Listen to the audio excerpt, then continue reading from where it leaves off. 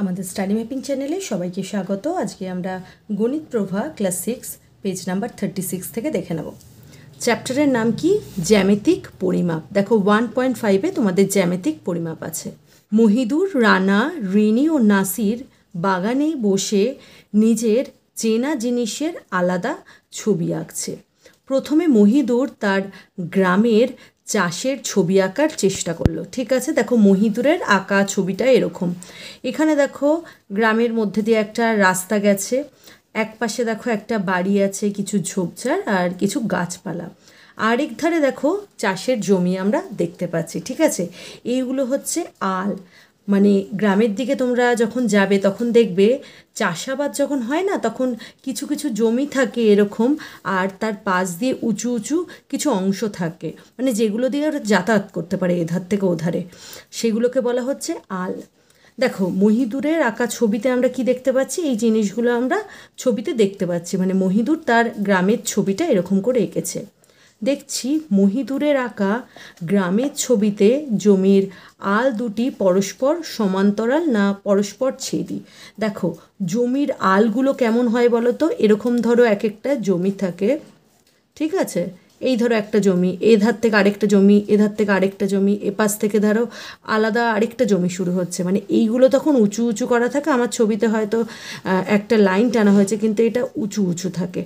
তার মানে দেখো জমির আলগুলো, এটা একটা আল গেছে, আবার এটা একটা আল গেছে, ঠিক আছে, দেখো এপাশ থেকে আল, মানে এখানে এই আলটা এই আলটা কি বলতো একে অন্যের সাথে সমান্তরালভাবে আছে, তাই তো? তার মানে জমির আলগুলো পরস্পর হচ্ছে সমান্তরাল। আর পরস্পর ছেদি কাদের বলে বলো তো? এরকম এরকম এই দুটো সরল রেখাংশ পরস্পর ছেদি, ঠিক আছে। কিন্তু দেখো আমরা আলগুলোকে দেখতে পাচ্ছি কি এরকম করে একে অন্যকে ছেদ করেছে? দেখতে পাচ্ছি না। আলগুলো দেখো এই রকম করে আছে, তার মানে আলগুলো হচ্ছে পরস্পর সমান্তরাল। ঠিক আছে, কি লিখে দেবে? সমান্তরাল। বাড়ির মাথার সামনের অংশ ত্রিভুজাকার না বৃত্তাকার? দেখো বাড়ির মাথার সামনের অংশটা ত্রিভুজাকার, এইটাকে বলা হচ্ছে ত্রিভুজাকার, আর এটা গোল যেই জিনিস সেটা হচ্ছে বৃত্ত। দেখো আমরা ছবিটা দেখেই বুঝতে পারছি এই রকম দেখতে, তার মানে বাড়ির মাথার সামনের অংশ হচ্ছে ত্রিভুজাকার। ঠিক আছে, দুটি আলের জমি, দেখো আলের জমিগুলো কেমন বলো তো? আলের জমিগুলো হচ্ছে আয়তাকার। ঠিক আছে, দেখো আলটা কিরকম, এরকম আলের জমিগুলো হচ্ছে আয়তাকার। ঠিক আছে,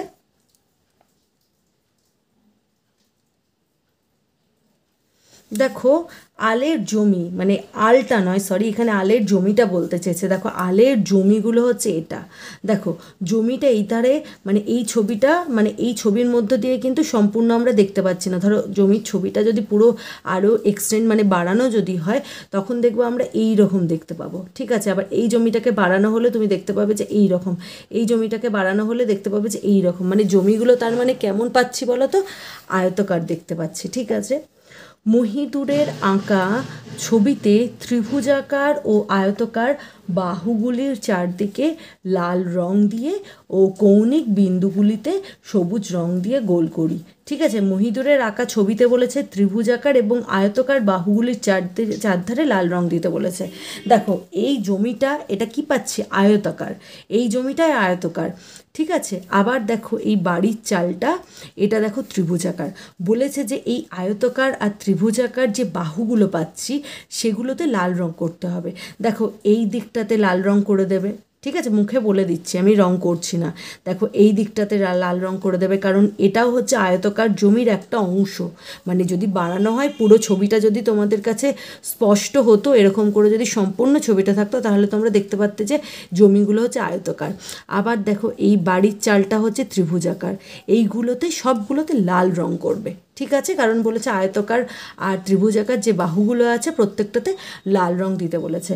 আর কৌণিক বিন্দুতে কী রং দিতে বলেছে? সবুজ রং দিয়ে গোল করতে বলেছে। দেখো কৌণিক বিন্দু, দেখো এই বাহুটা আর এই বাহুটা, ঠিক আছে, যেখানে মিশছে সেখানে দেখো একটা কোণ উৎপন্ন হয়েছে, আর এই বিন্দুটাকে বলা হচ্ছে কৌণিক বিন্দু। ঠিক আছে, দেখো এই বাহুটা আর এই বাহুটা মিশে এখানে একটা কৌণিক বিন্দু তৈরি হয়েছে, মানে কোণ তৈরি হয়েছে। এটা হচ্ছে কৌণিক বিন্দু, এটা হচ্ছে একটা কৌণিক বিন্দু, এটা যদি গিয়ে মিশতো এটা একটা কৌণিক বিন্দু, এটা হচ্ছে একটা কৌণিক বিন্দু, এটা দেখো এখানে মিশে এটা এখানে একটা কৌণিক বিন্দু তৈরি হয়েছে, এখানে একটা কৌণিক বিন্দু, এখানে একটা কৌণিক বিন্দু। ঠিক আছে, দেখো এই বাড়ির এই দাগটা আর এই দাগটা মিশে এখানে একটা কৌণিক বিন্দু তৈরি হয়েছে।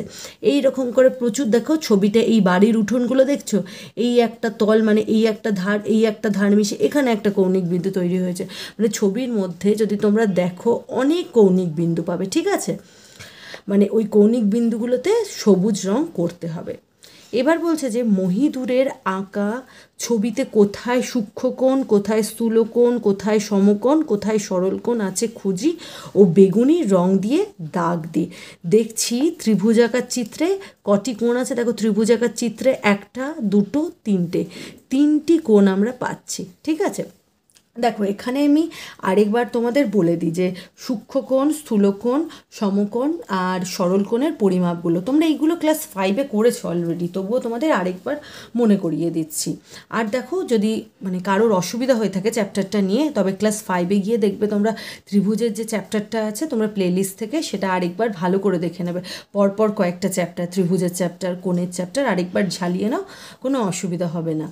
দেখো সূক্ষ্মকোণ কাকে বলবো, যে সমস্ত কোণের মান হচ্ছে 0 ডিগ্রির বড় কিন্তু 90 ডিগ্রির হচ্ছে ছোট। ঠিক আছে, 0 ডিগ্রি এর বড় কিন্তু 90 ডিগ্রির ছোট। ঠিক আছে, তাদের বলবো সূক্ষ্মকোণ। স্থূলকোণ কাদের বলবো, যে সমস্ত কোণ হচ্ছে 90 ডিগ্রির বড় কিন্তু 180 ডিগ্রির ছোট, তাদের আমরা বলবো স্থূলকোণ। আবার সমকোণ কাদের বলবো, 90 ডিগ্রি কোণকে সমকোণ বলে। সরলকোণ কাদের বলবো, 180 ডিগ্রি। ঠিক আছে, 90 ডিগ্রি কোণকেই সমকোণ বলা হবে আর 180 ডিগ্রি কোণকেই সরলকোণ বলা হবে। কিন্তু দেখো সূক্ষ্মকোণ আর স্থূলকোণ কিন্তু অনেক মাপের হতে পারে। সূক্ষ্মকোণের মাপ হচ্ছে 0 ডিগ্রির বড় কিন্তু 90 ডিগ্রির ছোট, আবার স্থূলকোণের মাপ হচ্ছে 90 ডিগ্রির বড় মানে 91 ডিগ্রিও হবে, 91 ডিগ্রি থেকে 179 ডিগ্রি। ঠিক আছে, তার মানে দেখো 1 ডিগ্রি থেকে 89 ডিগ্রি পর্যন্ত আমরা কি পাবো, সব কোণগুলোকে সূক্ষ্মকোণ বলবো। আর 91 ডিগ্রি থেকে 179 ডিগ্রি পর্যন্ত যতগুলো কোণ পাবো প্রত্যেকটা কোণকে আমরা স্থূলকোণ বলবো। ঠিক আছে, এর মাঝখানে কোণ পাচ্ছি 90 ডিগ্রি, সেটা হয়ে গেল সমকোণ, আর এটার পরে 180 ডিগ্রি পাচ্ছি, সেটা হয়ে গেল সরলকোণ। ঠিক আছে, 180 ডিগ্রির বড় কোণ আছে যেটাকে প্রবৃদ্ধ কোণ বলবো, তোমাদের নেই, আরেকটু বড় হলে হয়তো পড়বে। 180 ডিগ্রির বড় কিন্তু 360 ডিগ্রির ছোট, তাদের আমরা প্রবৃদ্ধ কোণ বলবো। ঠিক আছে, তার মানে দেখো মহীদূরের আঁকা ছবিতে সূক্ষ্মকোণ দেখো কোথায় কোথায় পাচ্ছি, এই দেখো এই বাহুটা যেখানে মিলিত হয়েছে এখানে একটা কোণ তৈরি হয়েছে। এই কোণটার দেখো তোমরা যদি মাপ নাও দেখছো যে এটা 0 ডিগ্রির বড় কিন্তু দেখো 90 ডিগ্রির ছোট পাচ্ছ। এই কোণটা হচ্ছে সূক্ষ্মকোণ, এই কোণটাও সূক্ষ্মকোণ। কিন্তু দেখো এই কোণ মানে এই বাহুটার ওপর এই বাহুটা দেখো একদম সোজাসুজি দাঁড়িয়ে আছে। এখানে দেখো যে কোণটা তৈরি হয়েছে এই কোণটা হচ্ছে 90 ডিগ্রি মানে সমকোণ। এই দুটো কোণ আমরা সূক্ষ্মকোণ পাচ্ছি, এই কোণটা দেখো সমকোণ পাচ্ছি। আবার দেখো আয়তক্ষেত্র, এটা আয়তক্ষেত্রাকার বলেছে। ঠিক আছে, চতুর্ভুজ বললে কিন্তু তখন 90 ডিগ্রি নাও হতে পারে, কারণ চতুর্ভুজ অনেক টাইপের হয়, তোমরা আরেকটু বড় হলে পড়বে। কারণ আয়তক্ষেত্র, বর্গক্ষেত্র, রম্বস, ট্রাপিজিয়াম, সামন্তরিক মানে প্রভৃতি বিভিন্ন ধরনের চতুর্ভুজ তোমরা পাবে, কিন্তু এখানে শুধুমাত্র আয়তক্ষেত্রাকার বলেছে, মানে জমিটা আয়তক্ষেত্রের মতো পাচ্ছ। আর আমরা কি জানি যে এটা হচ্ছে আয়তক্ষেত্র, আর আয়তক্ষেত্রের প্রত্যেকটা কোণই হচ্ছে 90 ডিগ্রি, চারটে কোণই 90 ডিগ্রি।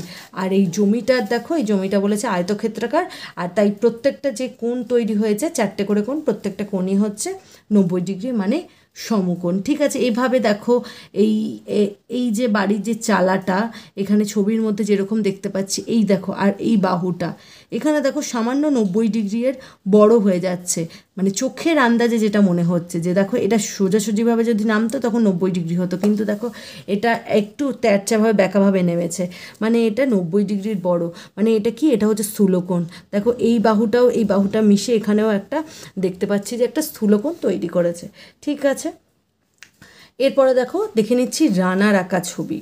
কিন্তু রানার আঁকার ছবিতে কতগুলি দেখো বৃত্তাকার না ত্রিভুজাকার চিত্র পাচ্ছি। দেখো এরকম একটা গোল, ভেতরে আরও একটা গোল, দেখো অনেকগুলো কিন্তু আমরা গোল গোল গোল গোল এরকম জিনিস পাচ্ছি। এদের কি বলবো আমরা, এটা জানোই তোমরা, এদের বলা হচ্ছে বৃত্তাকার চিত্র। আর ত্রিভুজাকার চিত্র তো তোমরা জেনেইছো।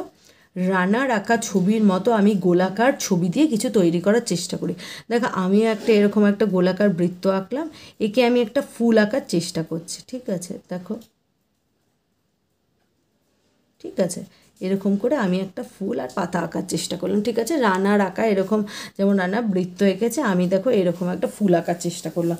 তোমরা গাড়ির চাকা আঁকতে পারো, মানে গোল একটা বৃত্ত এঁকে, বড় একটা বৃত্ত এঁকে গাড়ির চাকা আঁকতে পারো। তোমাদের ইচ্ছে মতো তোমরা গোলাকার ছবি আঁকতে পারো। এরপরে দেখে নিচ্ছি ঋণীর আঁকা ছবি। কি আছে দেখো, ঋণীর আঁকা ছবিতে একটা মাঠের মধ্যে দেখতে পাচ্ছি গাছ, আর তার পাশ দিয়ে দেখো গাছের পাশে একটা দোলনা আছে, মেয়েটা সেই দোলনার মধ্যে ঝুলছে, আর পাশে একটা বেঞ্চ দেখতে পাচ্ছি। ঋণীর আঁকা ছবির মধ্যেও কৌণিক বিন্দু, সরল রেখাংশ এবং বিভিন্ন কোণ একইভাবে চিহ্নিত করি। ঠিক আছে, দেখো কৌণিক বিন্দু, দেখো এই বাহুটা মিশেছে। ঠিক আছে, এই বাহুটা মিশেছে, এখানে দেখো একটা কোণ তৈরি হয়েছে, এখানে দেখো একটা কোণ তৈরি হয়েছে, মানে এটা হচ্ছে একটা, এটা হচ্ছে কৌণিক বিন্দু। আর এখানে একটা কোণ তৈরি হয়েছে, দেখো এটা এখানে একটা কোণ তৈরি হয়েছে, এখানে একটা কোণ তৈরি হয়েছে, মানে আমরা এখানে একটা কৌণিক বিন্দু, এখানে একটা কৌণিক বিন্দু, এখানে একটা কৌণিক বিন্দু, আমরা কৌণিক বিন্দু পাচ্ছি। দেখো ছবিতে দেখে আমাদের মনে হচ্ছে যে এই বাহুটা ভেতর দিকে মিশেছে, এখানে একটা কৌণিক বিন্দু তৈরি হয়েছে, এখানে একটা কৌণিক বিন্দু তৈরি হয়েছে, মানে এটা একটা কৌণিক বিন্দু, তার সাথে একটা কোণও তৈরি হয়েছে, মানে যেখানেই আমরা কোণ উৎপন্ন হবে সেখানেই একটা কৌণিক বিন্দু পাবো, মানে এই বাহুটা মিলিত হলে এখানে একটা কোণ তৈরি হয়, আর আমরা আরেকটা কী পাই, এখানে একটা কৌণিক বিন্দু পাই, তাই তো। দেখো আমরা অনেকগুলো কৌণিক বিন্দু পাচ্ছি। আবার দেখো রেখাংশ, দেখো এটা একটা, মানে আমরা কি জানি যে রেখাংশের পার্থক্য কী, রেখাকে দুদিকে বর্ধিত করা যায়, তাই তো, মানে এর কোনো শেষ নেই, রেখার কোনো দৈর্ঘ্য আমরা মাপতে পারবো না, কারণ রেখাকে দুদিকে যত ইচ্ছে খুশি আমরা মানে বাড়াতে পারি, রেখার কোনো দৈর্ঘ্য নেই। কিন্তু রেখাংশের হচ্ছে প্রান্তবিন্দু আছে, নির্দিষ্ট প্রান্তবিন্দু আছে, যেটা রেখার নেই। এটা হচ্ছে রেখাংশ, কারণ রেখাংশের নির্দিষ্ট প্রান্তবিন্দু পাচ্ছি, মানে যার পরে এটাকে বিয়ের এই দিকেও বাড়াতে পারবো না, এটাকে এই দিকে বাড়াতে পারবো না, কিন্তু দেখো রেখাকে আমরা বাড়াতে পারছি। আবার দেখো এটা কি শিখেছিলাম, রশ্মিকে এই দিকে রশ্মির একটা প্রান্তবিন্দু থাকে, কিন্তু রশ্মির মানে একদিকটা যত ইচ্ছে খুশি বিস্তৃত করা যায়, কিন্তু একদিকেই হচ্ছে প্রান্তবিন্দু, একটা প্রান্তবিন্দু, কিন্তু রেখাংশের হচ্ছে দুটো প্রান্তবিন্দু। দেখো এটা একটা রেখাংশ পাচ্ছি, দেখো এটা কি বেঞ্চটা একটা জায়গায় গিয়ে শেষ হয়েছে, মানে যেদিকে ইচ্ছা আর বাড়াতে পারা যাচ্ছে না, মানে একটা নির্দিষ্ট দৈর্ঘ্য আছে, তার মানে এটা একটা রেখাংশ, এটা একটা রেখাংশ, এটা একটা রেখাংশ, এটা একটা রেখাংশ, আমরা কি নির্দিষ্ট দৈর্ঘ্যের রেখাংশটা পাচ্ছি। দেখো এটারও একটা হচ্ছে মানে দৈর্ঘ্য আছে, মানে যত ইচ্ছে যেদিকে ইচ্ছে আমরা বাড়াতে পারবো না। ঠিক আছে, আবার দেখো কোণের ধারণা, এইটা দেখো এই বাহুটা মিলিত, এখানে একটা কোণ তৈরি হয়েছে, দেখেই বুঝতে পারছি এটা স্থূলকোণ। ঠিক আছে, এটাও দেখো স্থূলকোণ। আবার দেখো এই বাহুটা এখানে মিলিত হয়েছে, এখানে যে কোণটা তৈরি হয়েছে সেটাকে দেখে আমরা বুঝতে পারছি এটা হচ্ছে সূক্ষ্মকোণ। দেখো গাছের ওই পারে আছে, যেটা আমরা ছবিতে এখন ধরা পড়ছে না, কিন্তু দেখো লাঠির মতো অংশ দুটো আছে, সেটা দেখো ওই পারেও আছে, মিলিত হয়ে সেটাও একটা কোণ তৈরি হবে, সেটাও একটা সূক্ষ্মকোণ তৈরি হবে। এখানেও দেখো এই মানে লাঠির মতো অংশটা মানে দ্বন্দ্বটা এখানে মিলিত হয়েছে, এখানে মিলিত হয়ে দুদিকে দুটো কোণ তৈরি হয়েছে, আর কোণ দুটো দেখো এখানেও আমরা স্থূলকোণ পাচ্ছি, মানে এখানেও আমরা স্থূলকোণ পাবো। এভাবে ছবি দেখে তোমরা কোথায় সূক্ষ্মকোণ, কোথায় সমকোণ, কোথায় স্থূলকোণ, কোথায় সরল কোণ তৈরি হয়েছে সেটা তোমরা আঁকার চেষ্টা করবে। ঠিক আছে, এর পরের পেজে চলে এসো। দেখো নাসিরের আঁকা ছবি, নাসিরের আঁকা ছবির মধ্যে রেল লাইন দুটি, দেখো রেল লাইন দুটো কেমন দেখতে বলো তো, একটা রেল লাইন আরেকটা রেল লাইনের সাথে সমান্তরালভাবে আছে। সমান্তরালভাবে না থাকলে কি হবে বলো তো, মানে গাড়িটা কি হবে, অ্যাক্সিডেন্ট করে যাবে, মানে একইভাবে তো চলবে, গাড়ির মাপ তো হচ্ছে একই, তার জন্য রেল লাইনকে কী হতে হবে বলো তো, দুটো লাইন পরস্পরের সাথে সমান্তরাল থাকতে হবে। নাসিরের আঁকার ছবিতেও একইভাবে বিন্দু, সরল রেখাংশ, কয়েকটি কোণ খুঁজে বিভিন্ন রং দিয়ে রঙিন করি। আমি ছবিতে কয়েকটি সমান্তরাল সরল রেখাংশ আলাদাভাবে রং দিই। দেখো এই পাঁচিলটার সাথে এই পাঁচিলটা আমরা কি পাচ্ছি বলো তো, সমান্তরাল। এই পাঁচিলের সাথে এই পাঁচিলের এই অংশটা হচ্ছে সমান্তরাল। বাড়ির দেখো এই দেওয়ালের যেই এই রেখাটার সাথে সমান্তরালভাবে আছে, ওপরের এই রেখাটার সাথে সমান্তরালভাবে আছে। দেখো বেড়ার এই অংশটা নিচের দিকের সাথে সমান্তরালভাবে আছে। ঠিক আছে, এরকম করে আমরা বিভিন্ন সমান্তরাল রেখাংশ পাচ্ছি। আবার দেখো একইভাবে বিন্দু দেখাতে হবে, বিন্দু আমরা দেখো এখানে পেয়ে যাচ্ছি, এখানেও একটা বিন্দু পাবো, এখানেও দেখো এটা হচ্ছে একটা কৌণিক বিন্দু, এখানেও দেখো একটা কৌণিক বিন্দু পাচ্ছি, আমরা প্রচুর বিন্দু পাচ্ছি। আবার দেখো বিন্দু না পেলেও আমরা জানি যে কোনো একটা সরল রেখা বা সরল রেখাংশ অনেক বিন্দুর হচ্ছে সমাহার, মানে অনেক বিন্দু পাশাপাশি বসে একটা কি তৈরি করেছে, একটা রেখা তৈরি করে। ঠিক আছে, মানে আমরা অজস্র বিন্দু পাবো এই ছবিতে। সরল রেখাংশ দেখো এখান থেকে পাচ্ছি, এটা একটা সরল রেখাংশ কারণ দুদিকে প্রান্ত বিন্দু আছে, এটাও দেখো একটা সরল রেখাংশ, এটাও একটা সরল রেখাংশ, প্রচুর আমরা সরল রেখাংশ পাচ্ছি। ঠিক আছে, কয়েকটি কোণ পাচ্ছি, দেখো এই দিকের সাথে এই দিকে মিলিত হয়ে 90 ডিগ্রি কোণ তৈরি করেছে, এখানেও দেখো 90 ডিগ্রি কোণ, প্রচুর কোণ পাচ্ছি এখানে 90 ডিগ্রি কোণ। ঠিক আছে, জানলার মধ্যে পাচ্ছি, দরজার মধ্যে পাচ্ছি, অজস্র আমরা এখানে কোণ পাবো। দেখো রেলের যে এই পাতগুলো বসানো আছে, এই একটা অপরটার সাথে দেখো 90 ডিগ্রি কোণ তৈরি করেছে। ঠিক আছে, আমরা প্রচুর আমরা কোণ পাচ্ছি, তোমরা খুঁজবে আর তার মানে কয়েকটা যেগুলো তোমরা খুঁজে পাবে সেগুলো তোমরা রং করবে। ঠিক আছে, বিন্দু, সরল রেখাংশ, কয়েকটা কোণ লিখবে যে মাপটা কত, মানে চোখের আন্দাজে যেটা মনে হচ্ছে সেটা স্থূল কোণ না, সেটা সূক্ষ্ম কোণ না, সমকোণ না সরল কোণ, সেটা লিখবে তোমরা। ঠিক আছে, এরপরে দেখো আমিও ওদের মতো ছবি আঁকবো, কিন্তু আমি অন্য রকমভাবে আঁকবো। ঠিক আছে,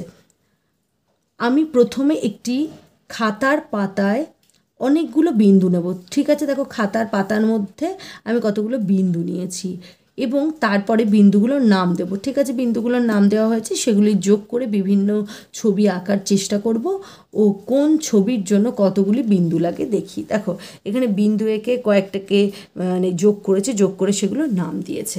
দেখো এখানে একটা এ বি আমরা বিন্দু পাচ্ছি, আবার দেখো এক্স ওয়াই বিন্দু যোগ করা হয়েছে, আবার দেখো সি ডি ই এইগুলোকে মানে যোগ করে একটা ত্রিভুজের মতো একটা চিত্র আমরা পেয়েছি। ঠিক আছে, এখানে বলেছে এ বি রশ্মির প্রান্তবিন্দু। দেখো এ বি এটা হচ্ছে রশ্মি, কারণ এটা হচ্ছে প্রান্তবিন্দু আর এটাকে দেখো বি বিন্দু থেকে কিন্তু বর্ধিত করা যাবে।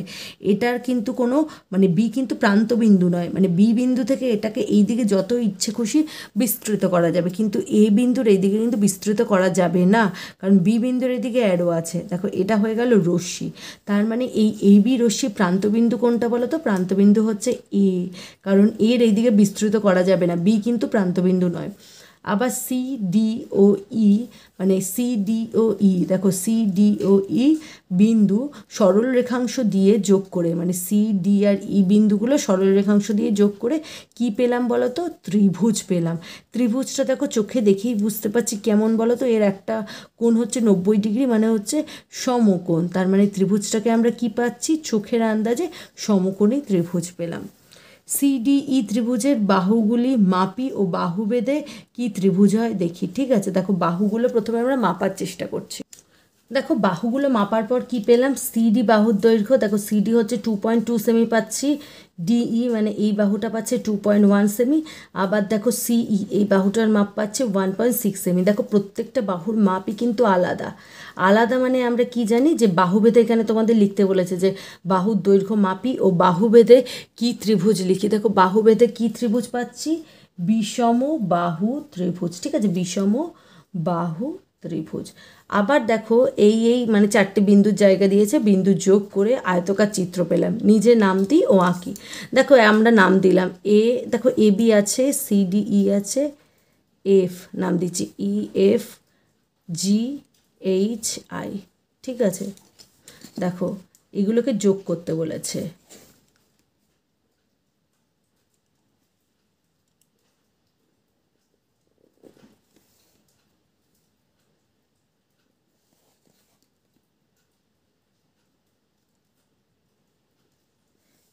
এফ জি এইচ আই যোগ করে আয়তকার চিত্র পেলাম। দেখো আয়তকার একটা চিত্র পেলাম।